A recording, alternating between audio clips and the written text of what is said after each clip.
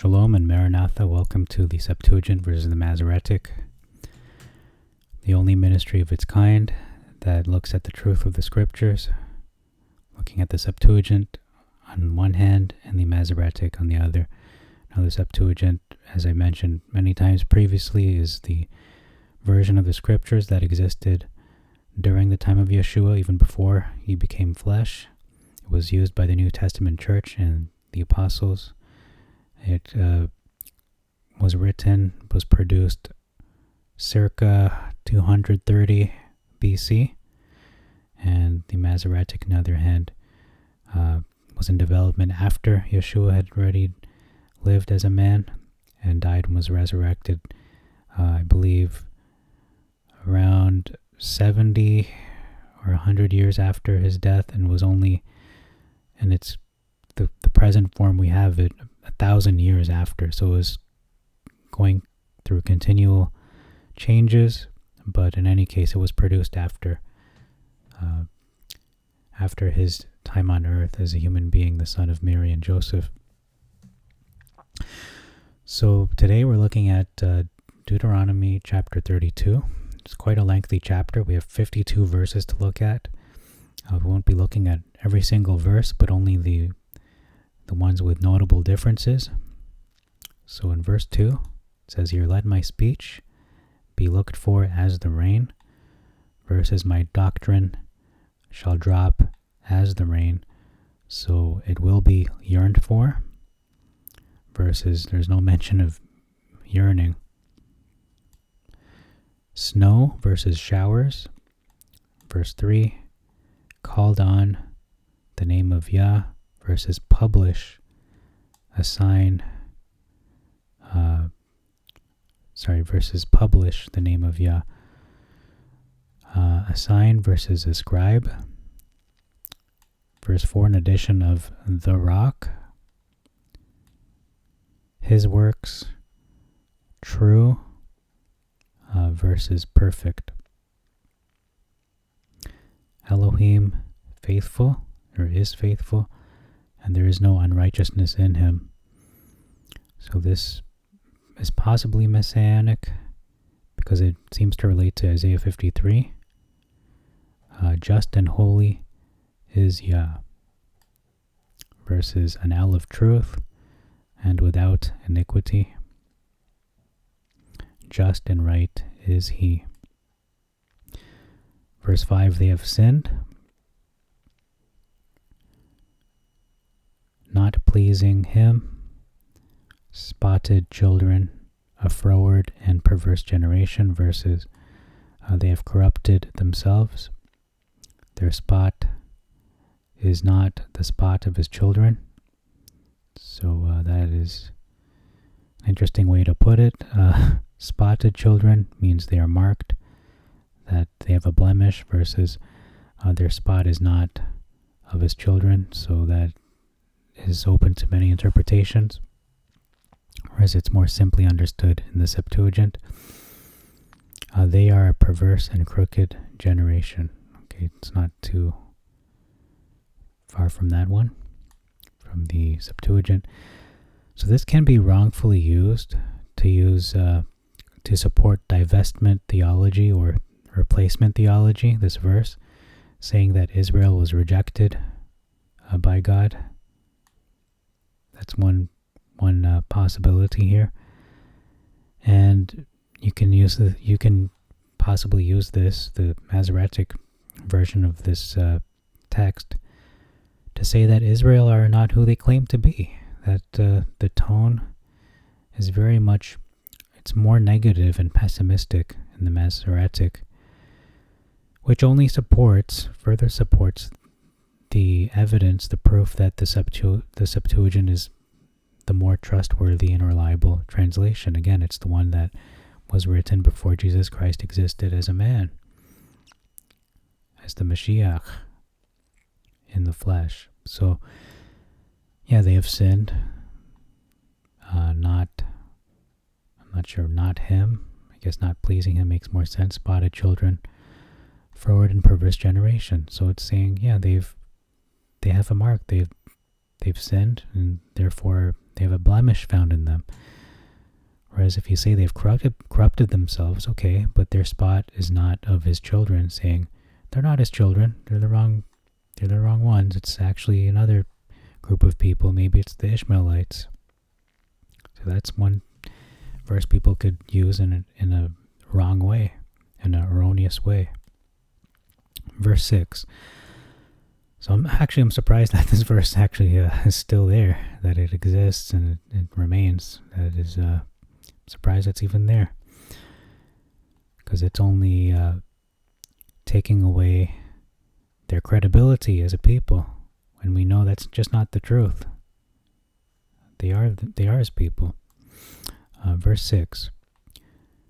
So the second question mark may not in fact be there in the Septuagint. This could be a statement and not a question. So let's read this. Okay, I have to plug in my computer. Let me just pause the recording while I go do that. Okay, so let's look at this verse. Do you thus recompense the Lord? Is the people thus foolish and unwise? Did not he himself, your father, purchase you and make you and form you? Okay, so I'm saying that the second question mark may not be there. Could be a statement, not a question. So let's read it that way. Do you thus recompense the Lord? People thus foolish and unwise. Okay, so yeah, that makes sense, because it's inserting is the people when that's actually not in the original text. So people who are foolish and unwise, do you recompense the Lord? Did he not himself, your father, purchase you and make you and form you? So that actually makes more sense when you remove the second question mark, because he's describing who they are. You are a foolish and unwise people. Are you then repaying me? Are you recompensing him? Did he not himself purchase you and make you and form you? So that makes more sense when you remove that second question mark.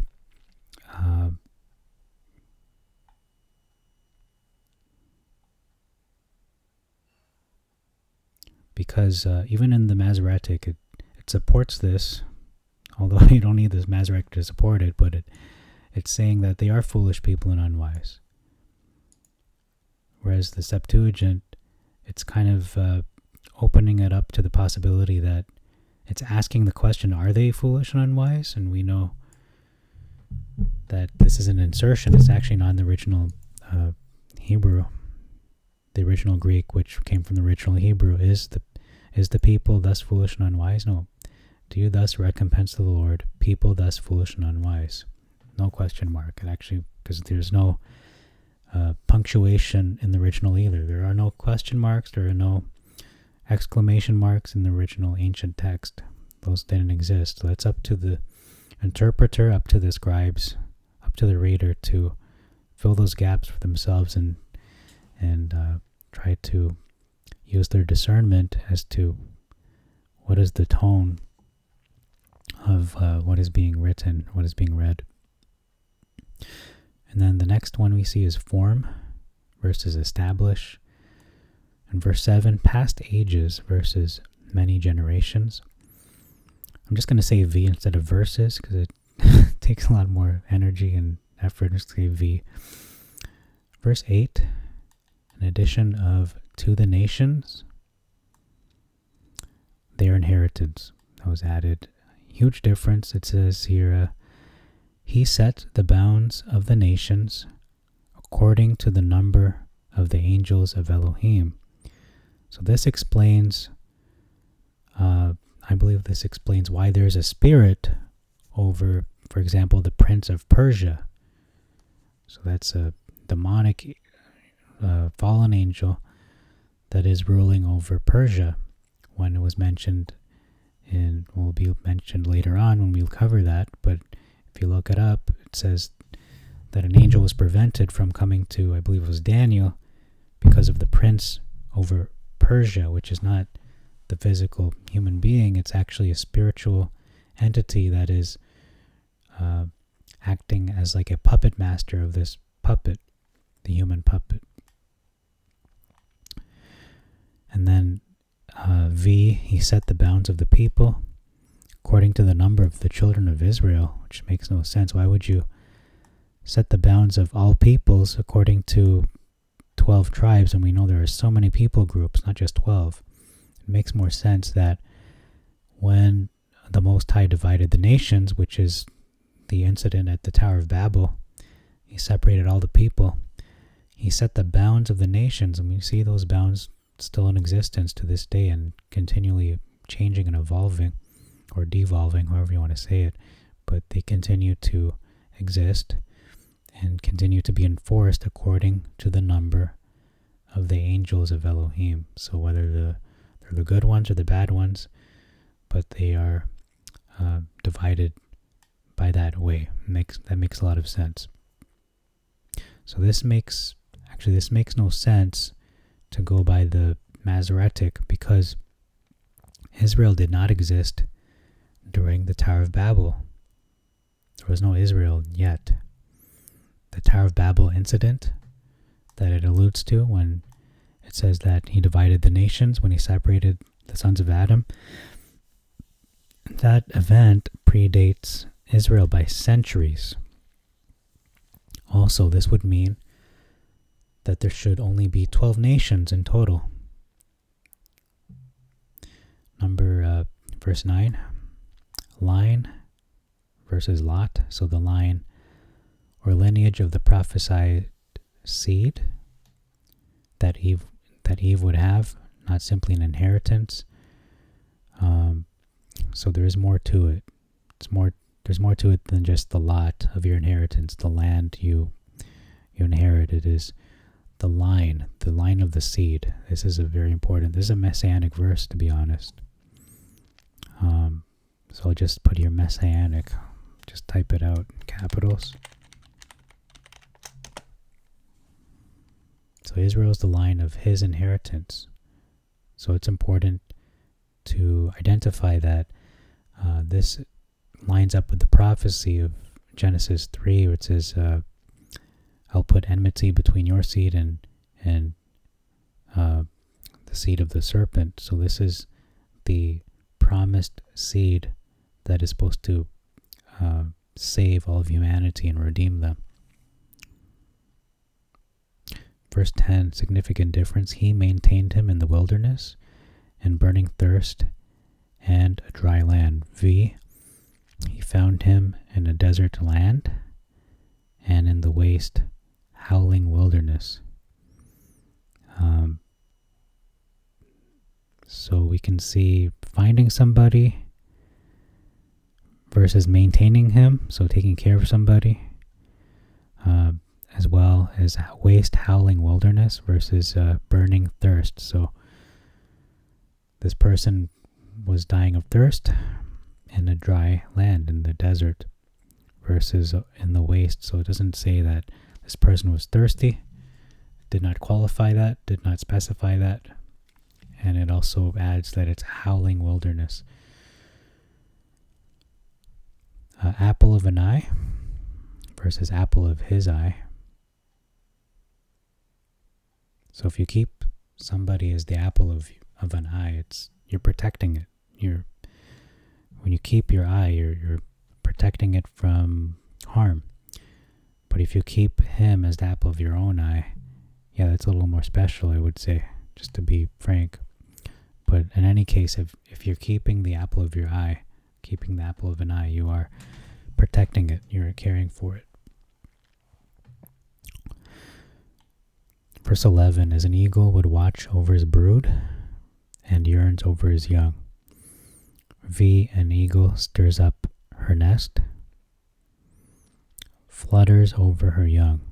So one is guarding her nest versus stirring up trouble, disturbing, moving, provoking. 13, he brought them.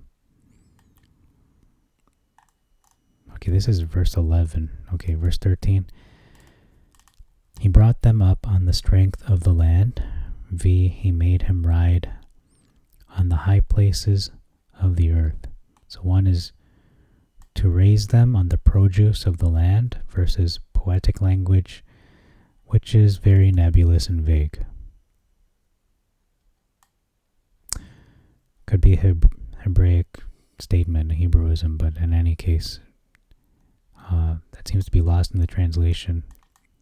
If you don't understand what that means, to ride in the high places of the earth could mean just to sustain you.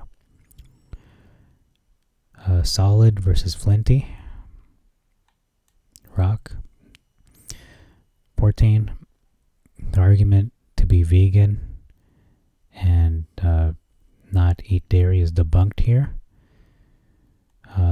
The fat is not talking about meat. When it says the fat of lambs and rams, it's talking about dairy, which is milk fat. It comes from calves and kids, versus of the breed of Bashan and goats. So we can see these are young animals versus mature ones.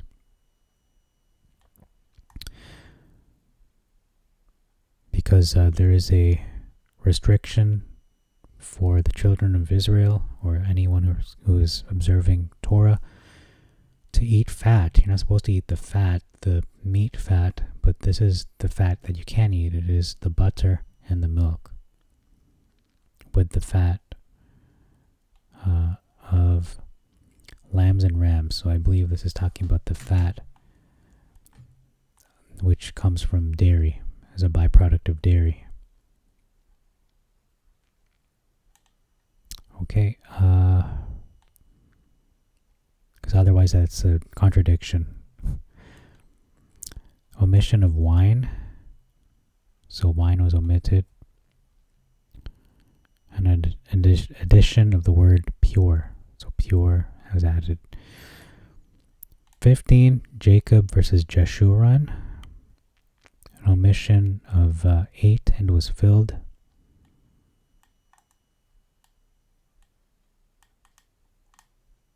I don't see where that is. Oh, here it is. 15, 8 and was filled.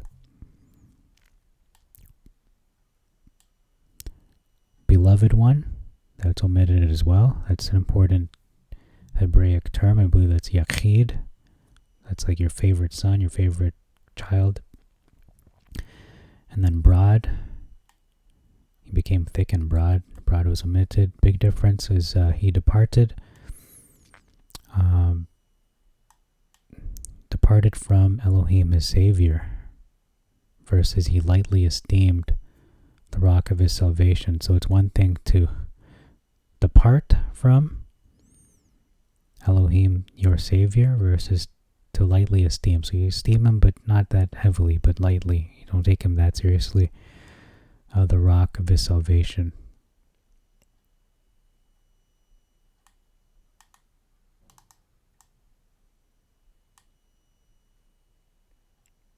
And then it says here abandon versus forsake.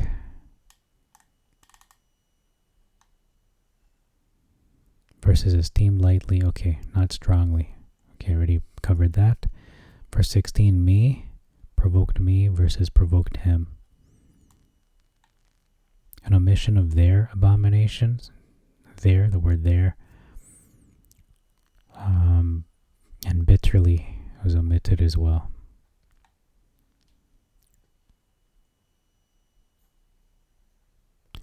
Whom their fathers knew not in 17.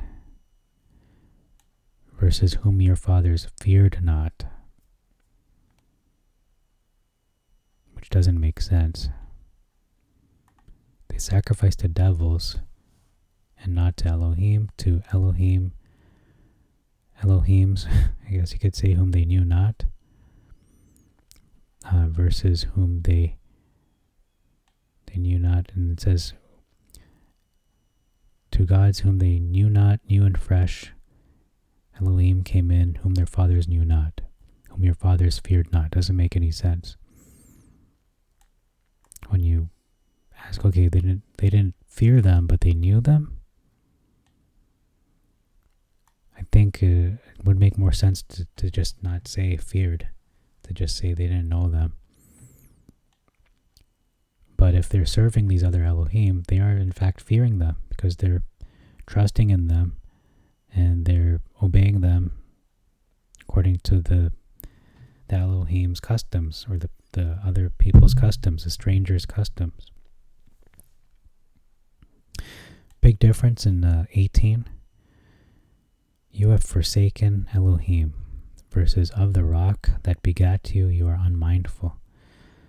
So again, it is talking about abandonment versus you're not paying attention to, you forgot.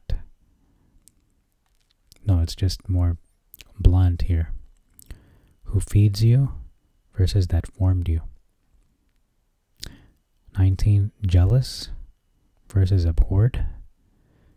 So one is jealous versus hating them. Yeah, that's a pretty big difference. I'm gonna put that as a big difference.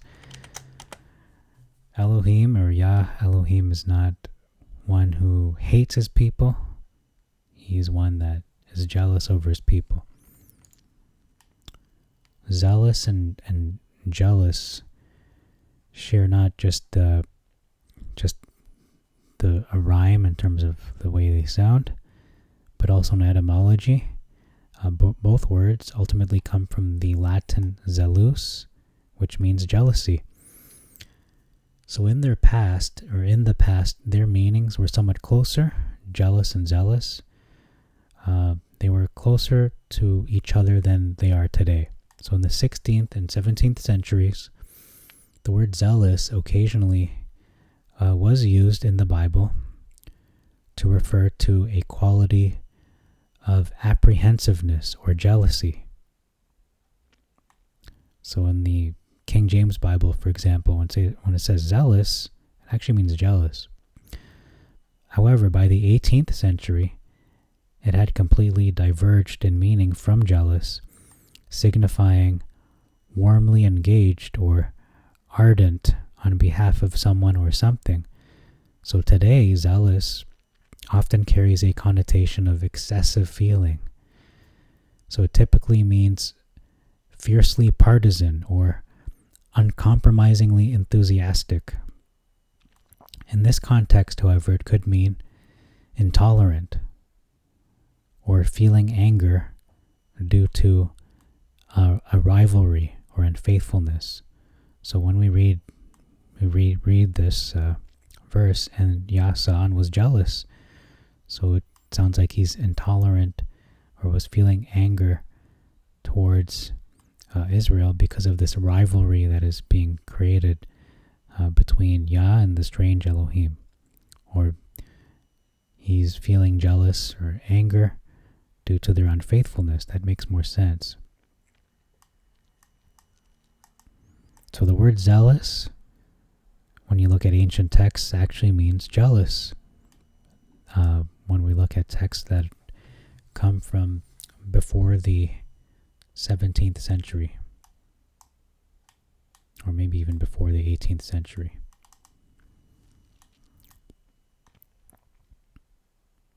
Verse 20, turn my face versus hide my face, will show what shall happen to them in the last days. So this is a prophecy versus I will see what their end shall be. So I will take care of their demise. I will look into the future, but not share it with them. Yeah, okay, that's another big difference.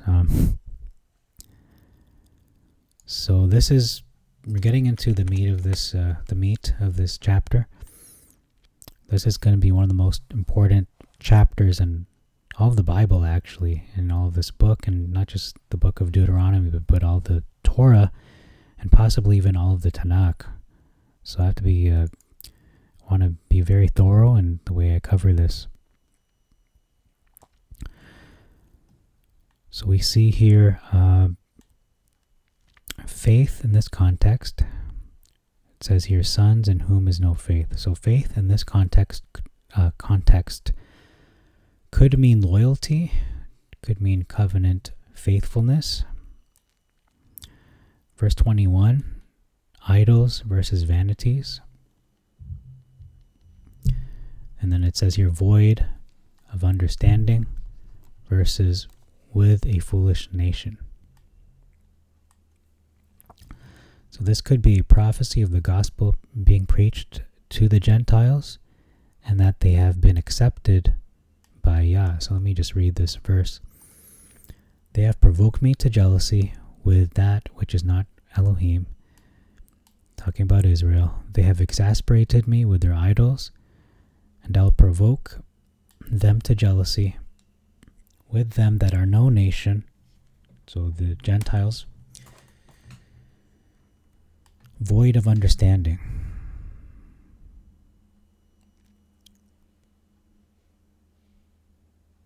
So not a foolish nation, but a nation that is not a nation. They are not Israel. And perhaps they're just not of any nation. They're just of all nations. So they're not of one specific nation. They are of no nation. Verse 22, out of my wrath it shall burn to hell below. Verses in mine anger, and shall burn to the lowest hell. The fire comes out and doesn't stay bottled in. That's what I take from this. The lowest hell sounds like something from Dante's Inferno, which is not scriptural. Verse 23, will fight with my weapons against them, versus will spend mine arrows upon them. So all weapons, not just arrows. 24, consumed versus burned. The devouring of birds. Vultures will eat their dead bodies, essentially scavengers, versus devoured with burning heat. So the heat stroke, which may not kill you, but just incapacitate you.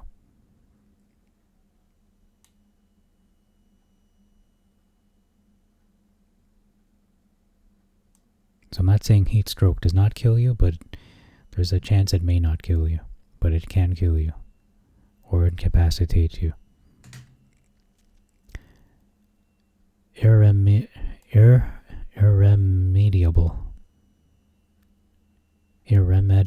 okay. Versus bitter destruction. Or versus bitter, in terms of destruction. So it cannot be fixed. It is irremediable. Versus it is bad, but it can possibly be repaired.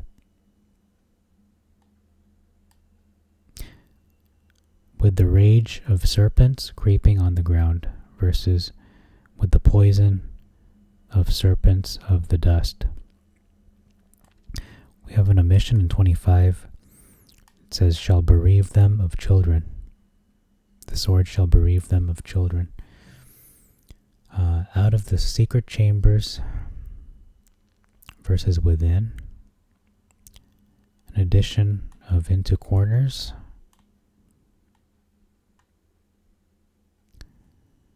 Were it not for the wrath of the enemy, versus were it not that I feared the wrath of the enemy. So we can see that Yah is concerned that the enemy will completely wipe out Israel, versus this is wrong. It's just wrong because Yah does not fear man. Yah is concerned for his people, Israel. He loves them, and he's concerned that because of the wrath of the enemy, they want to wipe out Israel, essentially, and that's still the sentiment today. They want to wipe them off the map, that they no longer exist. But Yah is concerned because he wants to save them, essentially. He's going to save them from the wrath of the enemies of Israel. He doesn't fear the wrath of the enemy. He doesn't fear man and what they could do. He has all the power. We are just less than dust. There's an omission of lest they should live long. So I'm not sure if this is Israel or this is referring to their enemies living long.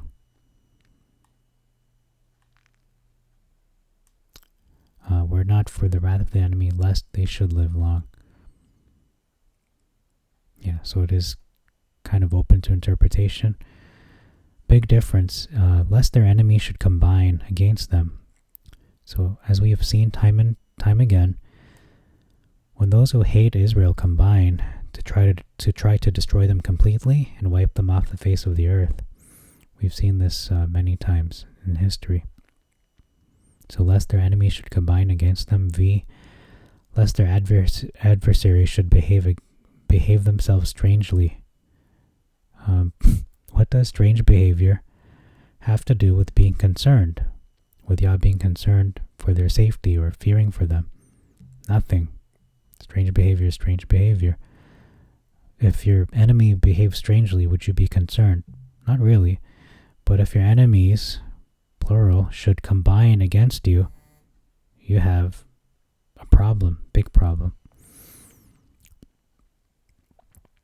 There's an omission of our own high arm, and not in regards to our own high arm, and not Yah has done all these things was omitted. So he has done all these things, not has not done. So that's a pretty big omission and a big difference too. Our hand is high and Yah has not done all this. So the enemies, this is the enemies saying our own high arm and not Yah has done all these. Whereas on the other hand, the Masoretic, it's saying the enemy is saying our hand is high and Yah has not done all this. In any case, to give the credit to themselves. Verse 28 is referring to Israel's enemies again. It is a nation that has lost counsel, neither is there understanding in them. So this is not referring to Israel, at least in my opinion.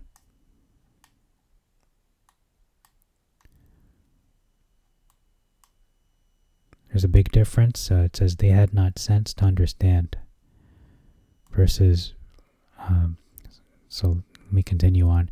Let them reserve these things against the time to come. So they are not supposed to understand. That they were wise, that they understood this, that they would consider their latter end. So they should understand. It is not meant to be this way, if they only understood. But that's not the case. They had not sense to understand. So they're not supposed to understand right now.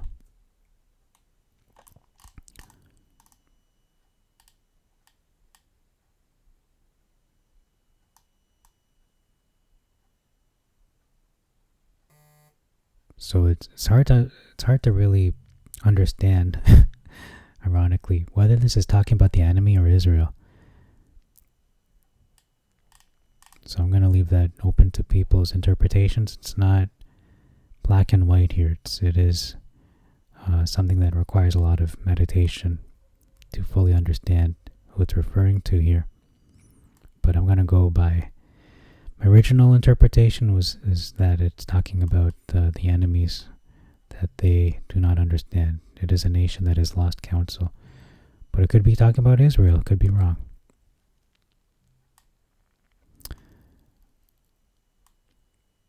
Verse 30.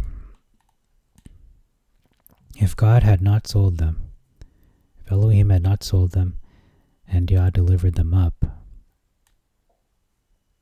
So Elohim delivers the enemies of Israel into their hands. So how can one pursue 1,000 and two rout tens of thousands if Elohim did not sell them and delivered the enemies into their hands, essentially delivered them to Israel?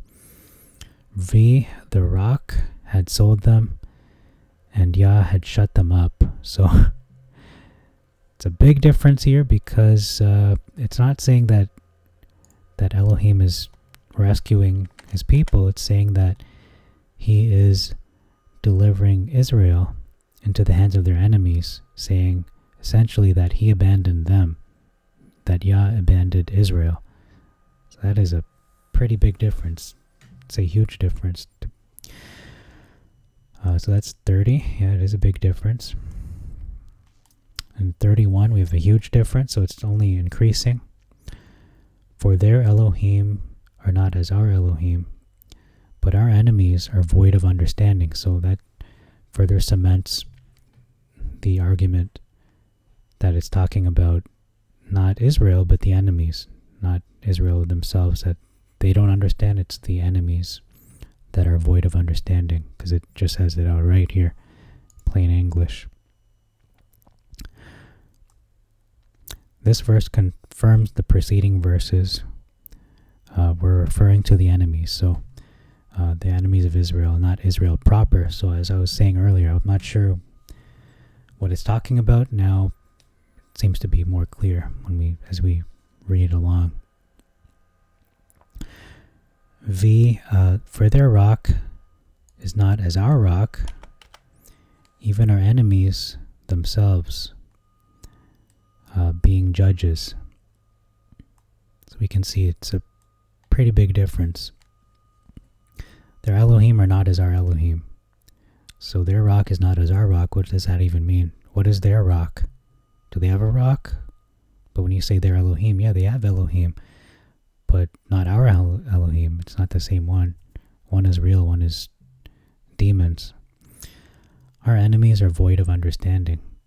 So our enemies do not understand. They don't have the Torah. They don't have the Spirit. Whereas our enemies themselves are judges. Okay, so they have some understanding because they can judge. It's like night and day.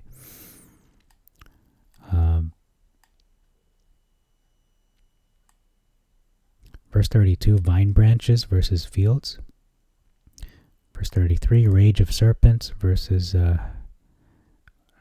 the incurable rage of asps versus poison of dragons and their cruel venom of asps. Very poetic. So the Masoretic makes more sense in this case. I'm not sure what rage is. Is it the ferocity of serpents? It's hard to say, but the poison of dragons and the cruel venom of asps makes a bit more sense to me, just personally speaking. Like, what is the rage talking about? Is that talking about their ferociousness? 35. In the day of vengeance, I will recompense. This is referring to the day of Yah. Versus to me belongs vengeance and recompense. So this is a generic statement in the Masoretic, devoid of a specific time frame. Whereas in the Septuagint, it is saying in the day of vengeance. This is talking about the day of Yah. So this is a prophecy being made by Moses way before any of the other prophets who talk about and refer to the day of Yah. Destruction versus calamity. And then we have a huge difference here. And the judgments at hand are close upon you. So Israel will be judged too. V, the things that shall come upon them, make haste. Referring to the things that are against the enemies of Israel. So Israel is not being judged in this in the Masoretic. However, the next verse confirms the Septuagint is correct. So let's look at that verse 36. For Yah shall judge his people. And both versions says that.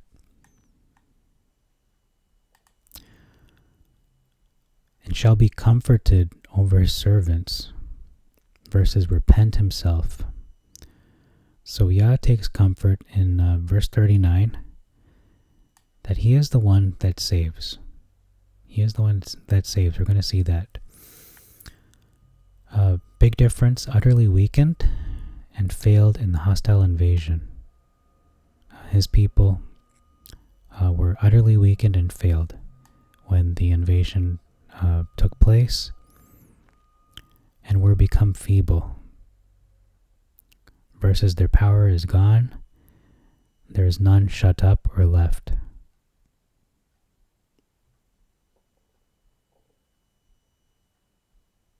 So they're similar, however, it's talking about a hostile invasion. It's not just some generic event where their power is gone, whether it's energy or whatever it is, but they are being invaded. They're being invaded by hostile forces.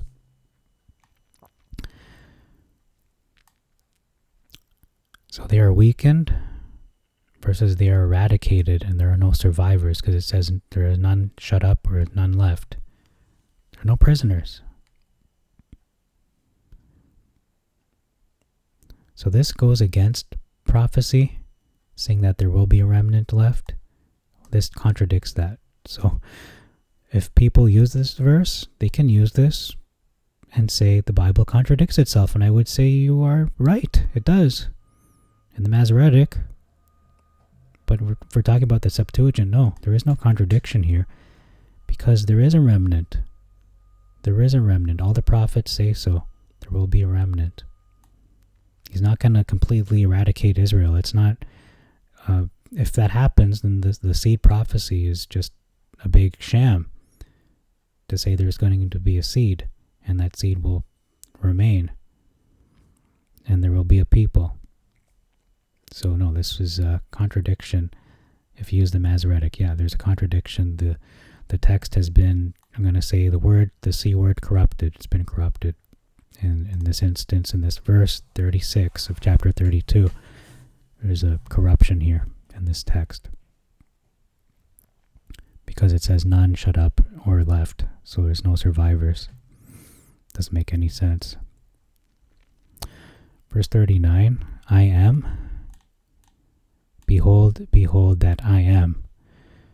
So the I am, the one that, the name they used with Moses, versus I, he.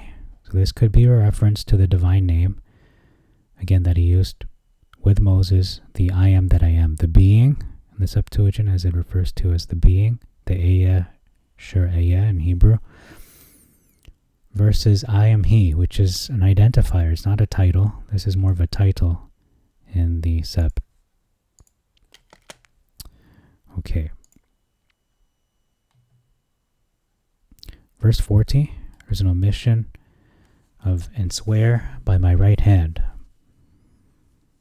I'll lift up my hand to heaven and swear by my right hand. So that has not been included or kept there. We have a cataclysmic difference, ladies and gentlemen, so I'm going to put like a timestamp for this. Huge difference in 41. Let's look at this. I will sharpen my sword like lightning, versus if I whet my glittering sword. Okay, why is this a cataclysmic difference?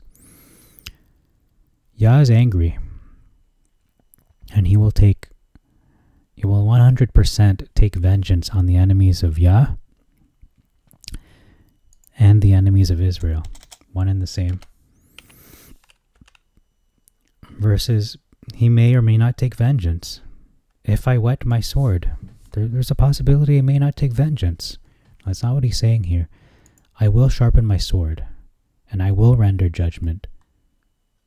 So this is happening. It is as good as done. So that's why I say it's a cataclysmic difference. Is Yah going to whet his glittering sword, or is he going to sharpen his sword like lightning? Well, it says, I will. I will. It's good as done.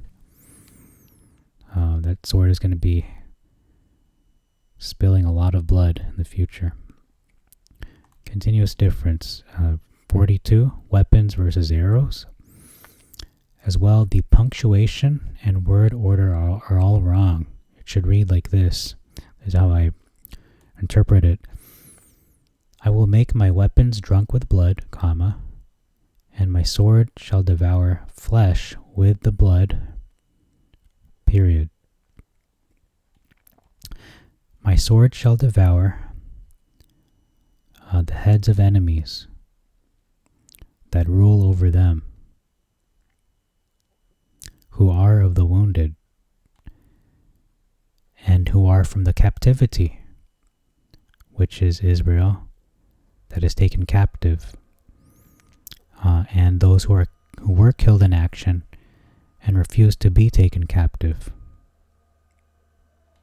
So that's the them that it's referring to. V verses, I will make my arrows drunk with blood, and my sword shall devour flesh. And that with the blood of the slain and of the captives, from the beginning of revenges upon the enemy. So the sword will drink the blood of the captives? That's what it sounds like here. So this sword of Yah is drinking the blood of those who are in captivity, which sounds like Israel. So this sword is killing Israel. So it sounds cruel and illogical, doesn't make sense, because Israel will be the ones who are captive.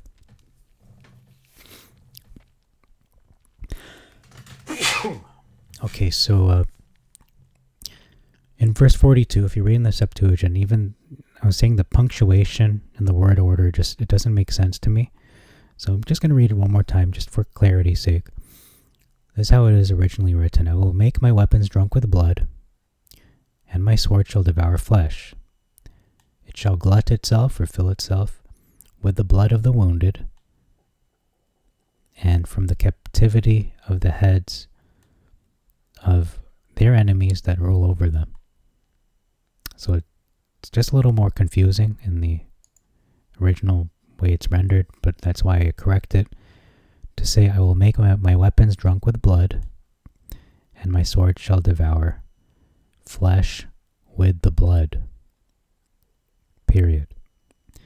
My sword shall devour the heads of enemies that rule over them, who are, and the them refers to who are of the wounded and who are from the captivity. So that makes more sense. You're not hurting those who are prisoners. You're not adding insult to injury. You're saving them, and you're repaying the enemies of Israel by taking vengeance on them. That's what's happening. It's not you're just indiscriminately killing people, including those who are prisoners and those who are weak. It makes no sense. It's not the character of Yah to do that. That's a mischaracterization of who he is.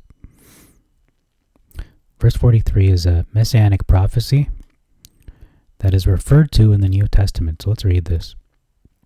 Rejoice, you heavens, with him, and let all the angels of Elohim worship him. Rejoice, you Gentiles, with his people, and let all the sons of Elohim strengthen themselves in him. So this is talking about Israel and all the sons of Elohim. For he will avenge the blood of his sons, talking about the Messiah.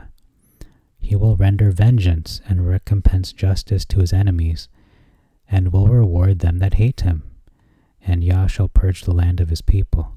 So this is God, Elohim, Yah on the earth physically again, but not coming to suffer and die, but he's coming to conquer and kill. So this is a cataclysmic difference. This verse is one of the verses I use to prove the divine authority and the messiahship of Yeshua, that he is the prophesied anointed of God, the Son of God, the Son of Yah. Because it says, let all the angels of Elohim worship him. And that is a huge omission. Doesn't say that here, which takes away who he really is, his true identity, as not just Yah, but the Son of Yah. And to be worshipped by not just people, but the angels themselves. Angels only worship Elohim, Yah, no one else. They even say so multiple times throughout the scriptures. Don't bow to me, but you worship and serve God only. Okay, there's an omission of rejoice, you heavens, with him. Let all the angels of Elohim worship him. I mentioned that already. This was quoted. You can find this quotation in the New Testament, which proves the Septuagint is what Yeshua and his disciples used in the early New Testament church. What they used is found in Romans 15, verse 10. Just look it up yourself. You'll see it quotes the Septuagint, not the Masoretic. Rejoice, you Gentiles. So Gentiles versus nations, and the omission of his people. the land of his, no, not land, but with his people. So rejoice, you Gentiles, with his people. So his people was omitted, or with was omitted, okay. Pardon was with.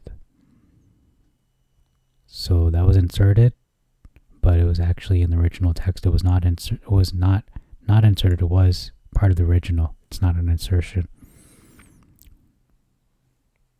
Because otherwise it's rejoice, O you nations, his people. So the people who are Gentiles are his people. No, these are not this one and the same. They're two different groups, Gentiles and Israel, worshiping Elohim, Yah, specifically the Messiah, together, united. Let all the sons of Elohim strengthen themselves in him. This is speaking about the angels who are going to fight alongside the Messiah. Or perhaps it's referring to Israel. Let all the sons of Elohim, talking about Israel.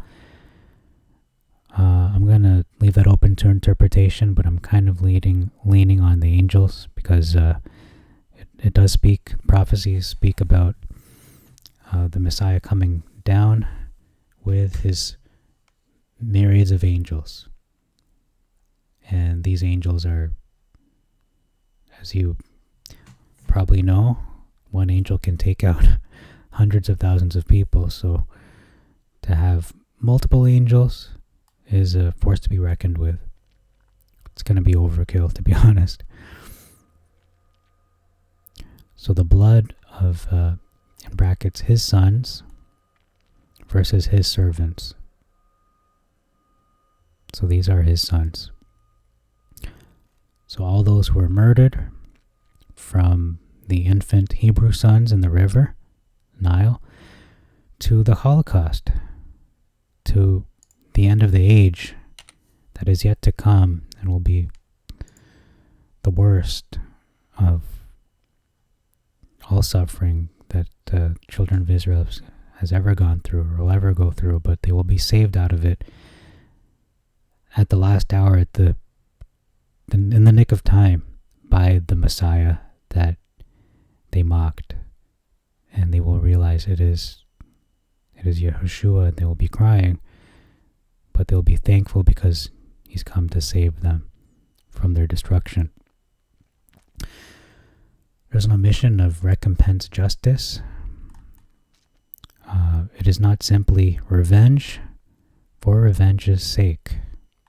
It's not just vengeance because he wants to take vengeance. It is a just revenge.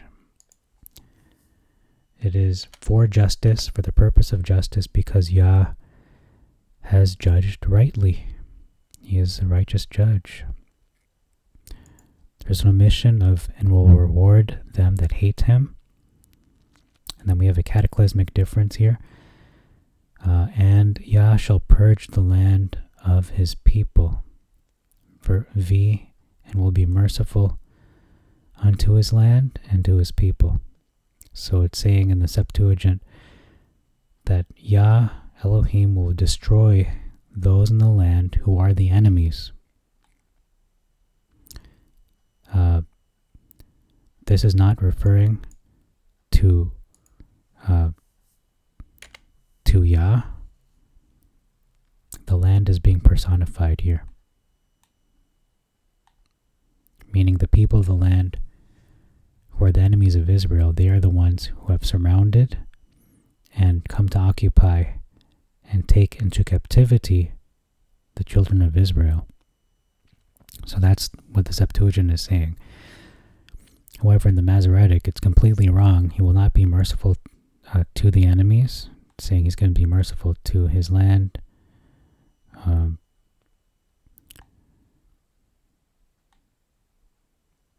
He will not be merciful to the enemies. They changed the verse entirely to suit their needs and their own preferences. So let me just read this one more time. Rejoice, O ye nations, with his people, for he will avenge the blood of his servants, and will render vengeance to his adversaries, and will be merciful unto his land and to his people. However, in the Septuagint, it's saying, He will avenge the blood of his sons. He will render vengeance and recompense justice to his enemies, the enemies of Israel, and will reward them that hate him, that hate Yah. So it's not talking about rendering vengeance to the adversaries of Israel. It's the adversaries of Yah as well as Israel's enemies, and will reward them that hate him, that hate Yah, and Yah shall purge the land of his people. Okay, so it sounds like he's purging the land of his people, not purging the land of the people of Israel, but purging the land that belongs to his people. Let me just look at that explanation one more time. Just so it makes sense to me. So he will destroy those in the land who are the enemies. Yes, this is not referring to Yah. The land is being personified.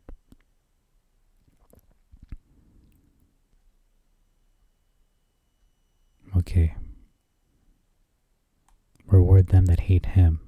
So perhaps it's talking about Israel is in the land. Perhaps. The people of the land, or the enemies of Israel, they are the ones who have surrounded and occupied and took into captivity Israel. Okay, so now we're going to get into Moses' song. Now this is one of the most important sections of all scripture, especially Deuteronomy, especially of Torah, especially of the Tanakh. So this is one of the most important sections of scripture, period. This Song of Moses contains end-time prophecy. A lot of people don't realize this, so I'm going to get into this. Verse 44, we have an omission. Moses wrote this song in that day, and he taught it to the children of Israel. Moses did not come and spoke the words. He taught it to them.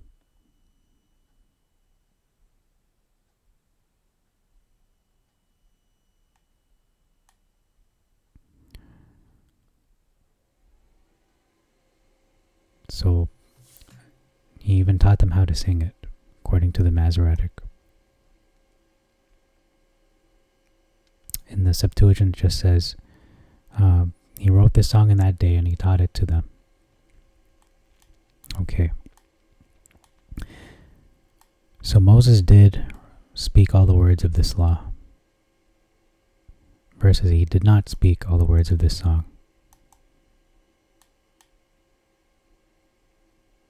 So that is a big difference. Because it says he spoke all the words of this law in the ears of the people. It doesn't say that in the Masoretic. So I'm going to say that's a pretty big difference.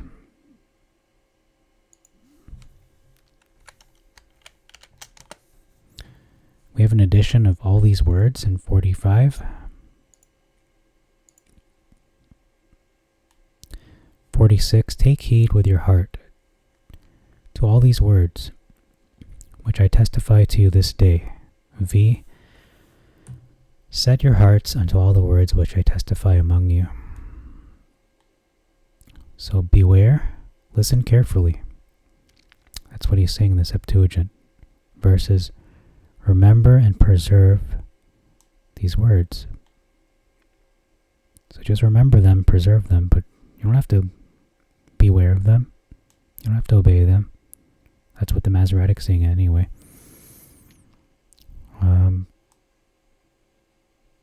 In verse 46, that is. So set your hearts. Testify to you means I witness to you. Versus I witness among you like I'm speaking to a crowd. But only speaking. I'm not witnessing or testifying something that is very important. So that's the difference there.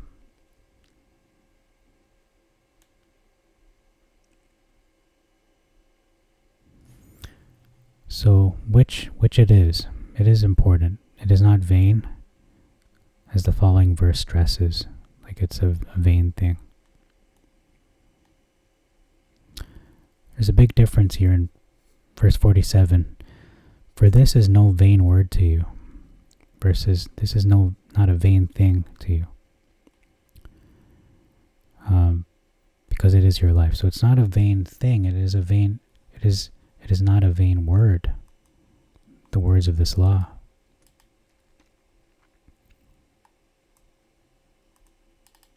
So it's just more specific as to what he's referring to. It's not something. It's the words of Yah. These commandments. All these words, all the commandments. Verse 49. Abarim. Go up to the Mount Abarim. It means passages. So mountains of the passages is more accurate. And in these groups of mountains, the specific mountain Moses was told to go to was called Nebo. Verse 51, strife versus Meribah. And then I think that's it for this chapter. So there's a lot here. There's a lot to digest. But there's a significant, very important prophecy regarding the end of the age, regarding the day of Yah, regarding the Messiah, Yahushua, returning as the Lion of Judah to save his people from the enemies of Israel. So that's a lot to take in. I hope this gives you some understanding, some light into this prophecy of Moses. That is the Song of Moses. So thank you very much for your time. This is a long video, but I'm just thankful to have done this, to have presented this. And thank you again for your time. Shalom and Maranatha. Till next time, this is the Septuagint versus the Masoretic. May God bless you and make your way prosperous.